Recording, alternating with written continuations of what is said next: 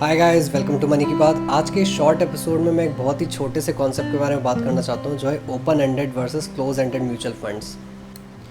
अपने पिछले कुछ एपिसोड्स में मैंने आपको इक्विटी म्यूचुअल फंड्स की अलग अलग कैटेगरीज बताई थी, डेट म्यूचुअल फंड्स की अलग अलग कैटेगरीज बताई थी।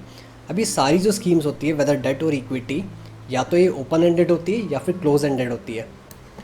ओपन एंडेड स्कीम्स वो होती है जिसमें आप कभी भी पैसा इन्वेस्ट कर सकते हैं और कभी भी इन्वेस्ट किया हुआ पैसा वापस निकाल सकते हैं। आपको म्यूचुअल फंड कंपनी ये फ्लेक्सिबिलिटी हमेशा देती है।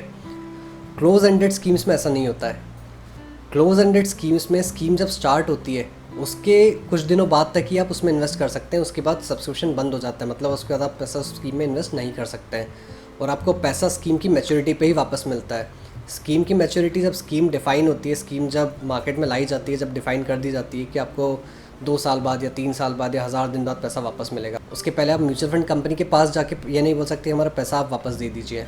तो ये एक जो हमेशा कहा जाता है कि म्यूचुअल फंड में फ्लेक्सिबिलिटी होती है, कभी भी पैसा इन्वेस्ट करने की, कभी भी पैसा वापस निकालने की, लिक्विडिटी होती है म्यूचुअल फंड्स में। ये ओपन एंडेड म्यूचुअल फंड्स की बात की जा रही होती है, क्योंकि क्लोज एंडेड म्यूचुअल फंड्स भी एक फिक्स डिपॉजिट की तरह ही होते हैं मोस्टली, क्योंकि उसमें एक फिक्स लॉक इन होता है। But close ended mutual funds में भी आपके पास एक ऑप्शन होता है कि अगर आपको मैच्योरिटी से पहले अपना पैसा वापस चाहिए, तो अगर आप अपनी म्यूचुअल फंड यूनिट्स किसी और थर्ड पर्सन को ही बेच दें, स्टॉक मार्केट में जाके कोई ऐसा इंसान ढूंढ सकते हैं जो आपकी म्यूचुअल फंड यूनिट खरीदने को तैयार हो। तो इस तरीके से आप अपने क्लोज एंडेड म्यूचुअल फंड्स की यूनिट्स मैच्योरिटी के पहले बेच सकते हैं किसी और को, और कोई और भी अगर क्लोज एंडेड म्यूचुअल फंड्स की यूनिट बाद में ख़रीदना चाहे तो इस तरह से ख़रीद सकता है आपसे।